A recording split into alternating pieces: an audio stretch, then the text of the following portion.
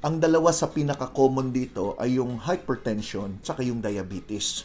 So tandaan nyo po na kung kayo po ay may hypertension o alta presyon at may diabetes kayo, ito yung dalawang pangunahin na dahilan kung bakit humihina o nasisira ang inyong bato.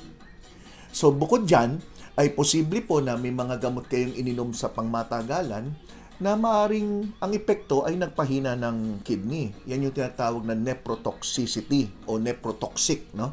So, yung mga gamot na madalas natin marinig, ingat medyo yung mga may edad sa pag-inom ng mga pain reliever, yung tinatawag na non-steroidal anti-inflammatory drugs or NSAID.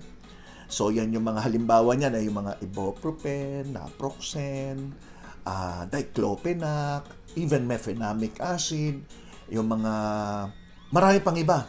Basta pag sinabing pain reliever, nandiyan sa kategorya na yan.